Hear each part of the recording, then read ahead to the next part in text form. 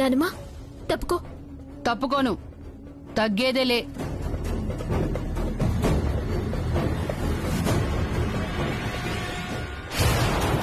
ఏంటి ఇంకా మనవణ్ణి బయటికి పిలవలేదా? పిల్లలిద్దరూ లోపల సరదాగా ఉంటారు కదా వదినా, ఎందుకు వాళ్ళ సంతోషం చెడగొట్టడం? ఇప్పటికే చాలా రాత్రులయ్యాయి, ముందు ముందు చాలా రాత్రులున్నాయి. వాళ్ళ సంతోషానికి ఏం ఢోకా లేదులే గాని ముందు మనవణ్ణి బయటికి పిలవండి.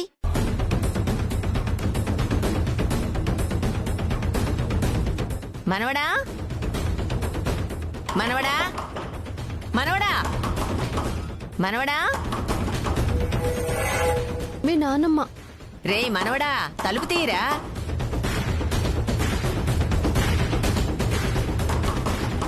వస్తున్నా నిందు, జాగ్రత్తగా పట్టుకో. ఏంటిందు? పొద్దున్నే హోమం ఉంది కదరా, భార్యాభర్తలిద్దరూ విడిగా పడుకోవాలి. లోపల పడుకున్నా బయట పడుకున్నా పెద్ద తేడా ఏం లేదులే ఇందు.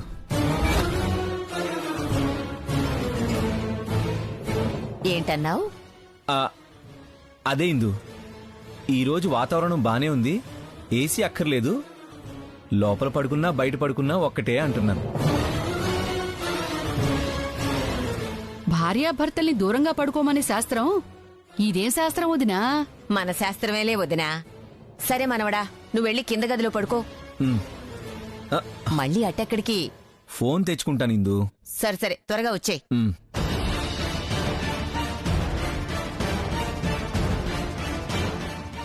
ఏమైంది? రేపు హోమం కదా, ఈరోజు మనం విడిగా పడుకోవాలి. రోజు అలాగే పడుకుంటున్నాం కదా. అంటే మనం ఎలా ఉంటామని వాళ్ళకి తెలియదు కదా. పాలు నువ్వు తాగేసే. నాన్నమ్మ మిమ్మల్ని తాగమన్నారు. సరే అయితే ఒక పంచి, నువ్వు తాగేసి నేను తాగానని చెప్పు, సరేనా?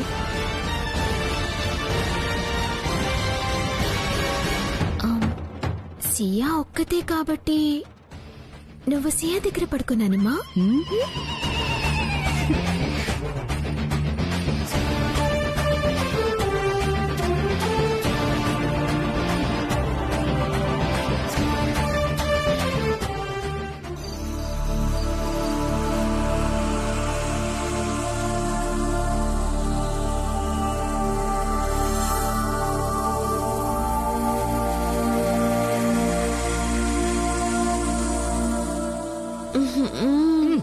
ఏ కాల్తే.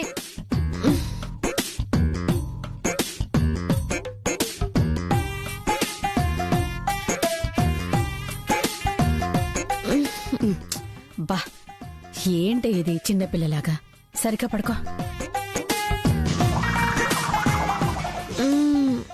అబ్బా ఏ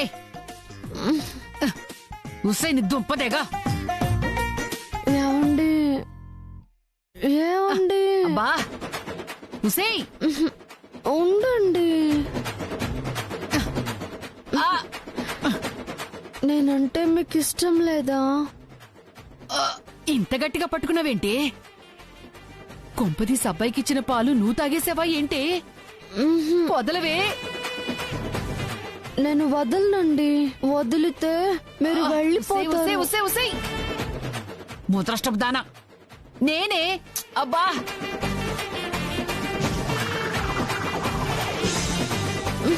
లే లే. ఏమండి? వదలవే. నేను వదలను. అబ్బా అబ్బా నీ అమ్మ కడుపు చల్లగుండా. అబ్బా ఏమండి? సావు. అమ్మా బతికిపోయాన్రా దేవుడా.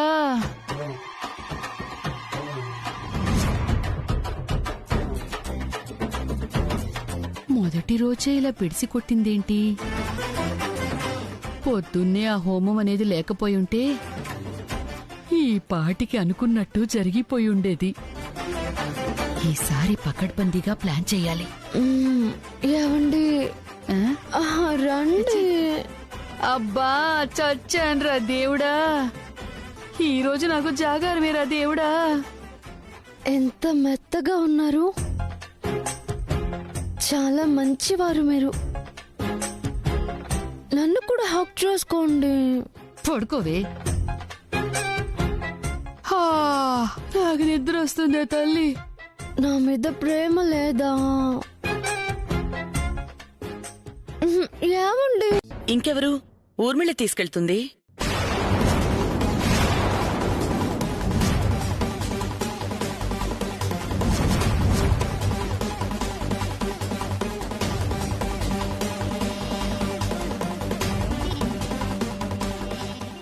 ఊర్మిళ ఇక్కడ ఉంటేనే హోమం చెడగొట్టడం అవుతుంది కదా, వెళ్ళిపోతే ఎలా?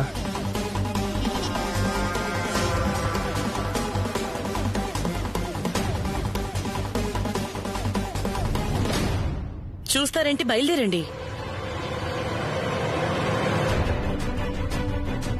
అత్తయ్య, అది ఆలోచిస్తున్నావేంటి వదినా? ఇది నీ భర్త ఆరోగ్యానికి సంబంధించిన విషయం. చూసుకోవాల్సింది నువ్వే. అంటే ఇంట్లో హోమం జరుగుతుంది కదా. హోమానికి వాళ్ళకి ఏం సంబంధంరా? హోమంలో కూర్చునేది దేవాంశు శ్రీయా కదా. నువ్వు తీసుకెళ్ళమ్మా. బయలుదేరండి. వెళ్తామమ్మా.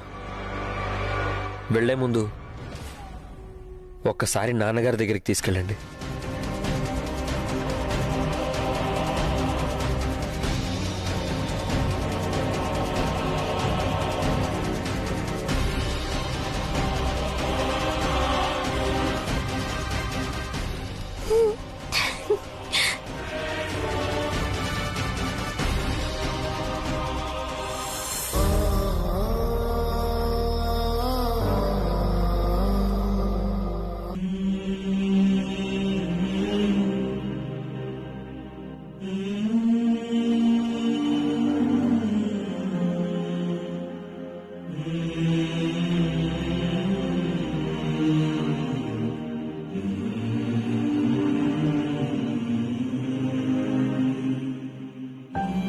ఏంటి నాన్న ఇది? అమ్మా,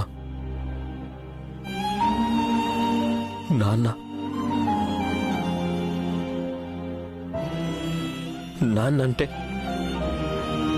నాకు చాలా ఇష్టం అమ్మా.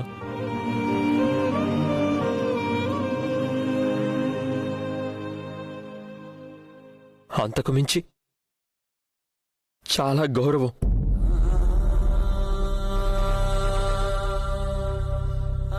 నాన్నెప్పుడొచ్చినా లేచి నించునేవాణ్ణమ్మా. ఆయన స్థాయే వేరు.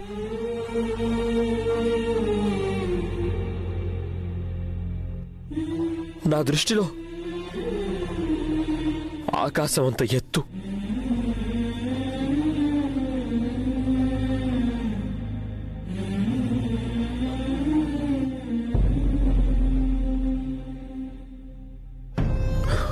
కానీ నాకు ఈ కాళ్ళు పనిచేయడం మానేశాక నాన్న వచ్చినా లేవలేకపోయేవాణ్ణమ్మా.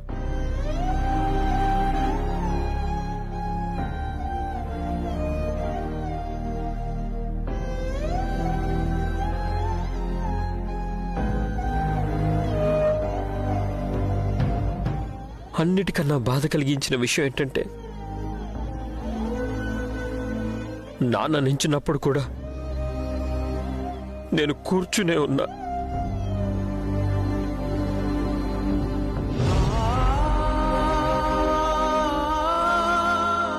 అప్పుడు నాకు నరకంలా అనిపించేది.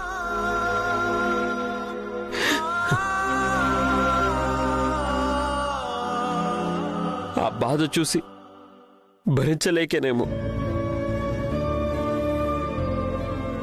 ఇక నా ఎదురుగా నించోవాల్సిన అవసరం లేకుండా ఇలా పడుకుండిపోయారు.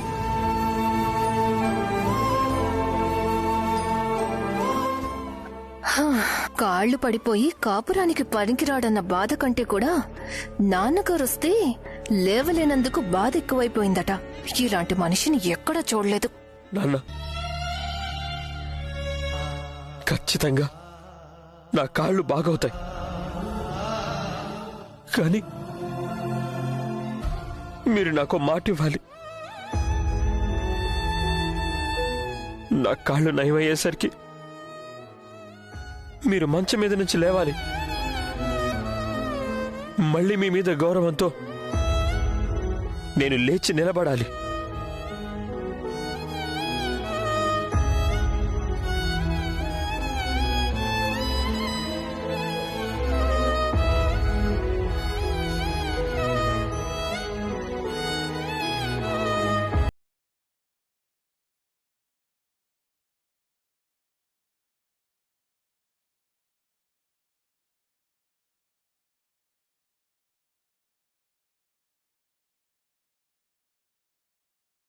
అది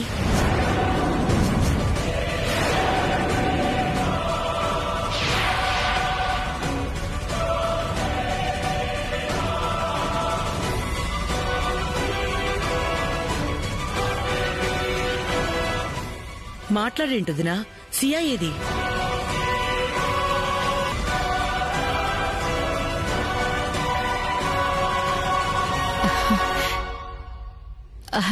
గుడికి పోయిందమ్మా.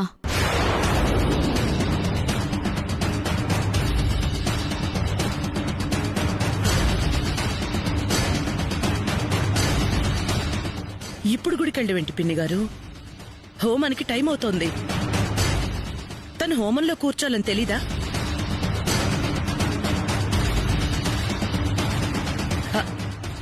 అన్నయ్య గారు మీరైనా చెప్పలేదా? వాడికి తెలియదులేమ్మా. హోమం బాగా జరగాలని దేవుడికి మొక్కుకుని వస్తానంటే నేనే పంపి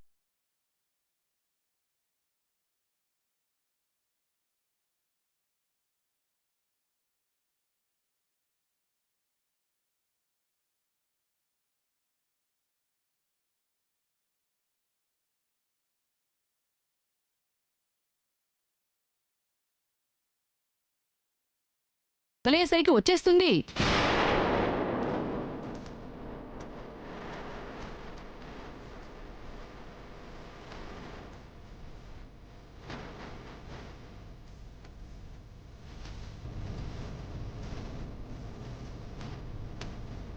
గుడికి వెళ్ళిందని అబద్ధం ఎందుకు చెప్పావమ్మా? లేకపోతే కనిపించటం లేదని నిజం చెప్పమంటావా? చెప్పకపోయినా కాసేపట్లో తెలిసిపోతుంది కదత్తయ్యా. తెలియకూడదు.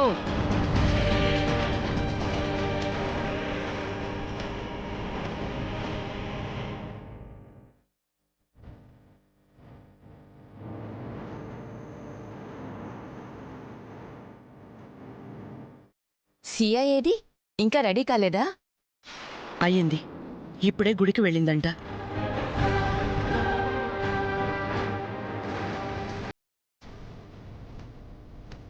ఇప్పుడు గుడికి వెళ్ళటం ఏంటి? అదే కదా నా కర్మ. గట్టిగా ఏమైనా అందామంటే ఇప్పుడు ఇంటికి పిలిచి మాట్లాడడం బాగోదని నోరు మూసుకోవాల్సి వస్తుంది. భార్య లేకుండా హోమం చేయకూడదు. హోమం జరగకపోతే బాధ్యతలు అప్పగించినట్టవదు. కనీసం హోమం జరిగే సమయానికైనా వస్తుందా రాదా? ఏమవుతాయా, అడుగడుక్కి ఏదో ఆటంకం. ఏం జరుగుతుందో అర్థం కావట్లేదు.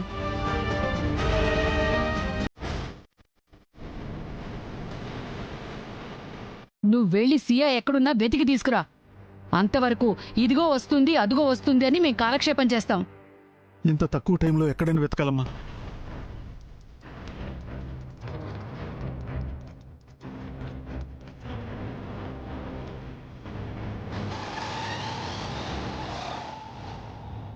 లంకేష్ నాన్నగారు,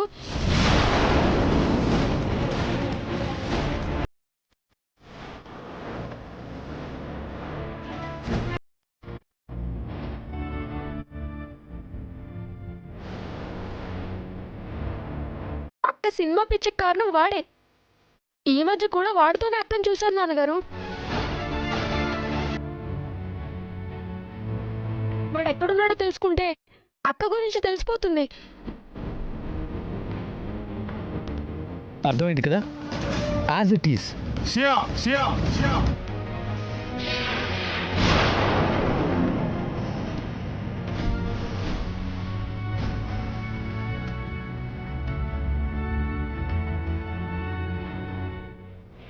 ఏమండి, మీరు వెళ్ళి ఆ పనిలో ఉండండి.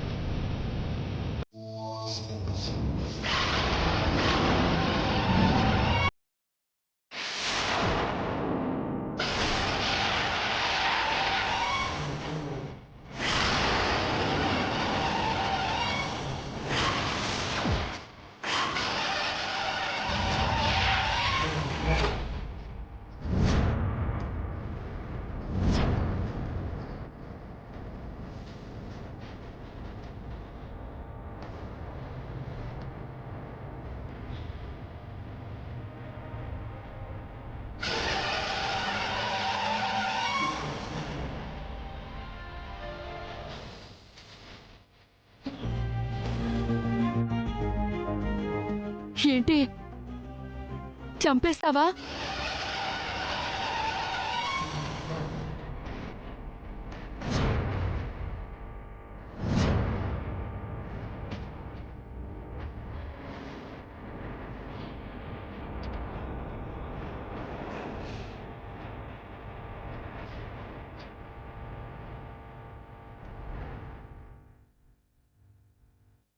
హా? నువ్వే నన్ను చంపేయ్. ఇలా కొద్ది కొద్దిగా చంపడం కంటే ఒకేసారి ఒక్క పోటుతో చంపేయ్. నాకీ బాధలు పడి కర్మ తప్పుతుంది. అమ్మా వైదేహి, ఏంటమ్మా ఇది? లేకపోతే ఏంటమ్మా, నేనేం తప్పు చేశానని నా జీవితంతో ఇలా ఆడుకుంటోంది ఈవిడ? నేనేం చేశానే? ఇంకా ఏం చేయాలి? చేసింది సరిపోదా? పెళ్లి సమయానికి చెల్లెలు లేదని చెల్లి బదులు ముసుగేసి నాకు తాళి కట్టించావు.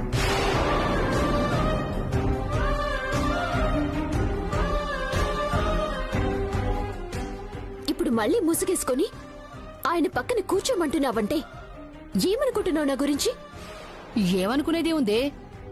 ఎలాగూ ఒకసారి కూర్చున్నావు కదా, మళ్ళీ ఇంకోసారి కూర్చుంటే ఏమవుతుందే? ఏమవుతుందా? హోమం అయ్యాక రాజదంపతులుగా రాత్రి మమ్మల్ని శోభని గదిలోకి పంపిస్తారు. అలాగే ముసుగేసుకొని లోపలికి వెళ్ళిపోతాను.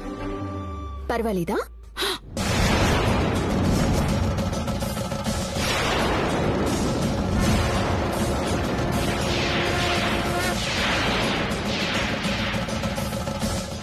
ఆయన నాకు భర్త. నేనాయనతో ఎలా ఉన్నా నాకు తప్పులేదు. మరి వెళ్ళిపోనా? ఏం మాట్లాడుతున్నావే? మరి నువ్వేం మాట్లాడుతున్నావు నానమ్మా? చెల్లెలు లేనప్పుడు ఆయన పక్కన భార్యగా ఉండటానికి, వచ్చాక తప్పుకోవడానికి నేనేమైనా మనసు లేని బొమ్మననుకుంటున్నావా? మనసున్న మనిషిని, ఆ మనసులో ఎన్నో ఆశలు నింపుకున్న ఒక ఆడపిల్లని.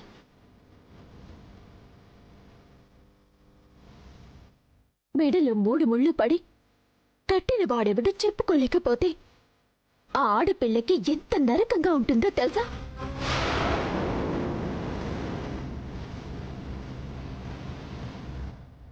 ఎదురుగా ఆయన కనిపిస్తుంటే నా సొంతమే అనిపిస్తుంది, కాని కాదు. ఈ ఇంట్లో తిరుగుతుంటే నా ఇల్లే అనిపిస్తుంది, కాని కాదు.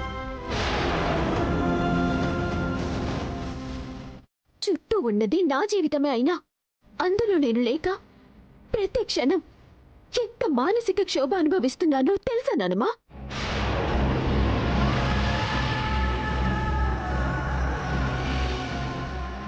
ఒక్కోసారి ఈ బాధ భరించలేక నేనే మీ భార్యనండి అని ఆయన్ని పట్టుకొని చెప్పాలనిపిస్తుంది. ఇదంతా నా జీవితం అని గట్టిగా అరవాలనిపిస్తుంది. కాని మాటిచ్చాను కదా, అందుకని బాధనంతా లోపలే దిగమింగుకొని మౌనంగా ఉండిపోవాల్సొస్తుంది.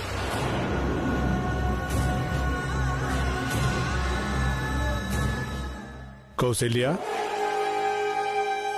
అమ్మాయి సిద్ధంగా ఉంటే హోమం మొదలు పెడదాం. అలాగే గురువుగారు. ఆ అమ్మాయి గుడికి వెళ్ళింది, వచ్చేస్తుంది. రాగానే మొదలు పెడదాం. ఇంతకీ గుడి నుంచి బయలుదేరిందా? ఏమో అత్తయ్య, ఇందాక వాళ్ళ నానమ్మ పైనుంచి చెప్పింది, అదే నేను చెప్పాను. అసలు ఈ టైంలో గుడికెళ్ళటం ఏంటి? మనల్ని కంగారు పెట్టడానికి కాకపోతే.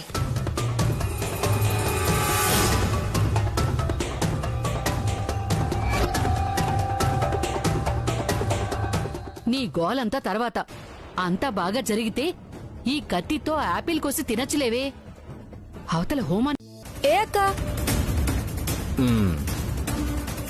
నేనింక ఏ అక్క గురించి అడుగుతానురా? నన్ను ప్రేమించిన మీ అక్క. తెలీదు బావగారు, కానీ మీతో ఒక ముఖ్యమైన విషయం చెప్పాలి. చెప్పు బామ్మర్ది. అది ఇప్పుడే ఫోటోల అబ్బాయికి నిజం చెప్పేస్తాను. ఇంకొక అడుగు ముందుకు వేసినా నేను చచ్చినంత ఒట్టే. చెప్పు బామ్మర్ది, ఆగిపోయావేంటి? ఏం లేదు బావగారు. ఇప్పుడే ఏదో చెప్తానని చెప్పి ఏం లేదంటున్నావేంటి? లోపల ఏదో ఉంటుంది, అడిగితే చెప్పరు. మీ ఇంట్లో అందరూ ఇంతేనా? లోపల ఏదో ఉంటుంది, అడిగితే చెప్పరు. ఇప్పుడు చూడు, మీ సియా అక్క గుడికెళ్ళిందన్నారు, హోమానికి టైం అవుతుంది ఇంకా రాలేదేంటి అని అడిగితే నీళ్లు నవ్వులుతున్నారు. ఏం జరుగుతుందో అర్థం కావడం లేదు.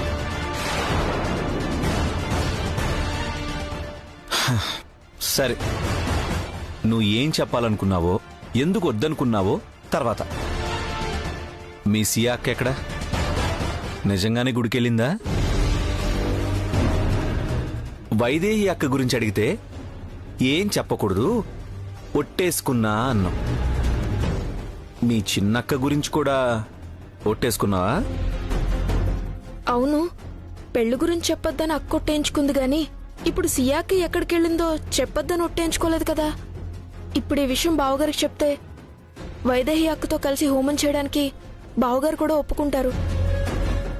ఇద్దరూ కలిసి హోమం జరిపినట్టు చేస్తే ఆ దేవుడే ఇద్దరిని ఒకటి చేస్తాడేమో. ఏం ఆలోచిస్తున్నావు బామ్మర్ది? చెప్తావా చెప్పవా? చెప్పాలనే ఉంది బావగారు, కానీ చెప్తే మీరేమనుకుంటారని ఆలోచించి ఆగిపోవాల్సి వస్తుంది. మీ అక్క విషయంలో తగిలిన షాక్ కన్నా పెద్ద షాక్ అయితే తగలదు గాని విషయం ఏంటో చెప్పు.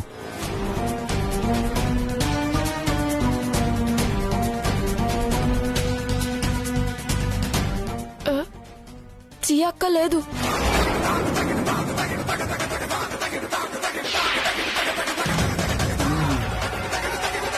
లేదు అంటే? లేదు అంటే లేదు, ఎక్కడికెళ్ళిందో తెలీదు. మరి గుడికి వెళ్ళిందని చెప్పారు. ఎక్కడికెళ్ళిందో తెలీదని చెప్తే కంగారు పడతారని అలా చెప్పారు. ఇంత పెద్ద విషయాన్ని ఇంత సింపుల్ గా చెప్తావేంట్రా?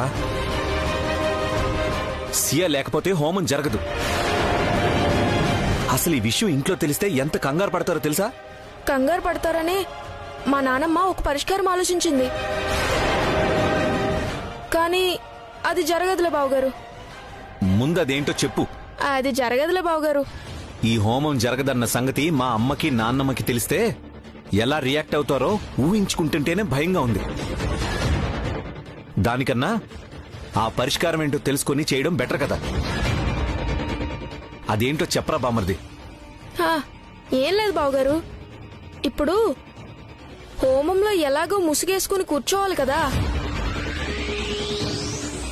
సియా అక్క లేదు కాబట్టి వైదేహి అక్కని ముసుగేసి కూర్చోబెడితే బాగుంటుందని మా నాన్నమ్మ ప్లాన్.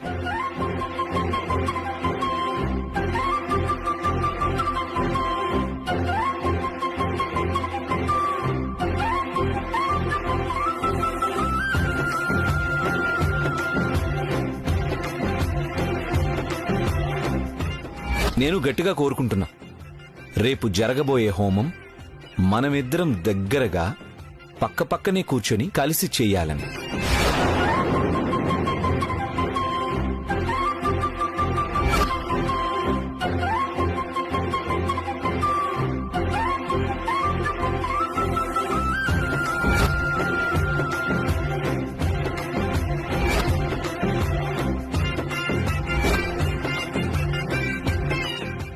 చెప్పండి, జరుగుతుందా? జరక్కపోతే జరిగేలా చేయాలరా. ఇది ఈ సమస్యకి మాత్రమే పరిష్కారం కాదు, నా సమస్యకే పెద్ద పరిష్కారం. అలాగే చేసేద్దాం. బావగారు తొందరపడకండి, నానమ్మ ప్లాన్ వేసింది కానీ అక్క ఒప్పుకోలేదు. మీ అక్కని ఎలా ఒప్పించాలో నాకు తెలుసు బామ్మర్ది, నేను చూసుకుంటా. మంచి బామ్మర్ది.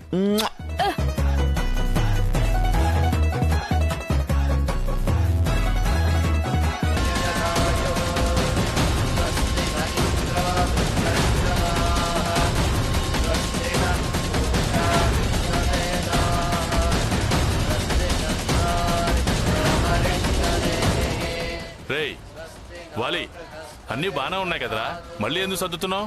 లే అక్కడి నుంచి.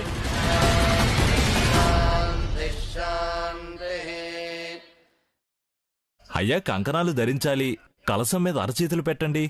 నాయనా, ముందు అమ్మాయి చేపెట్టాలి.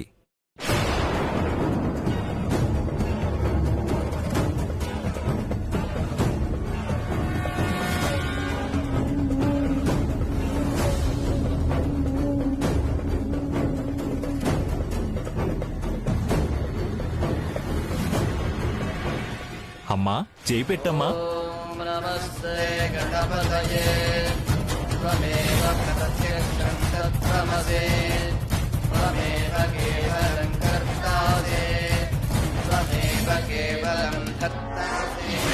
ఇప్పుడు నీ చేయి పెట్టినాయనా.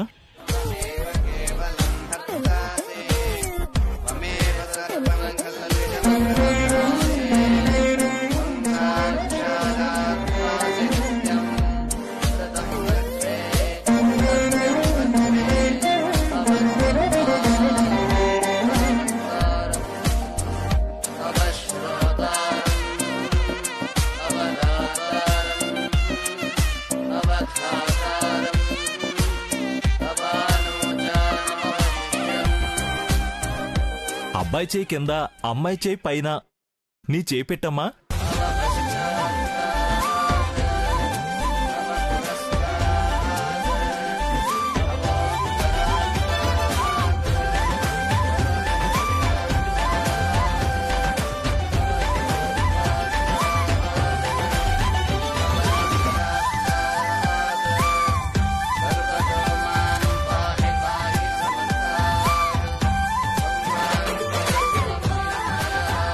చేయి పెట్టమ్మా.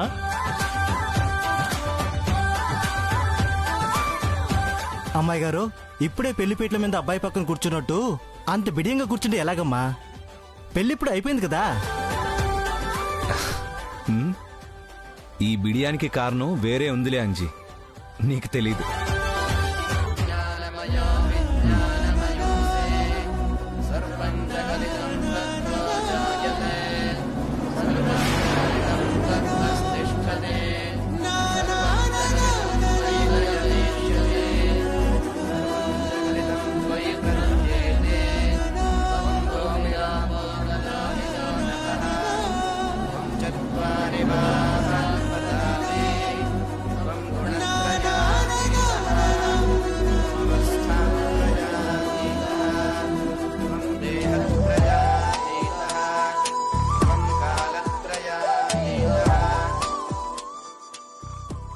అమ్మాయి ఎడం చేతికి కంకణం కట్టండి బాబు.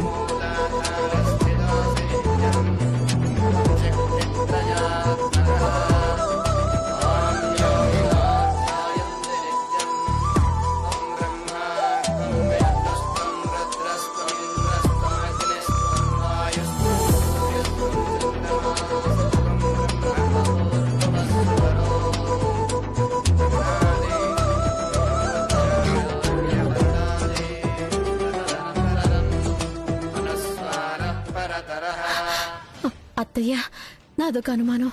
మళ్ళీ ఏమిటి? అక్కడుంది సియా కాదు వైదేహి అని అల్లుడు గారికి తెలుసు కదా, మరి అంత చొరవ తీసుకుంటున్నారేంటి? ఎవరికి అనుమానం రాకుండా ఉండటానికి కొంచెం చొరవ తీసుకుంటున్నాడులేవే. అయినా ఇప్పుడేమైంది? ముట్టుకుంది చెయ్యి కదా. ఇప్పుడు మనం చేసిన దాన్ని బట్టి మన పాణిగ్రహణం అయిపోయినట్టే, గుర్తుపెట్టుకో.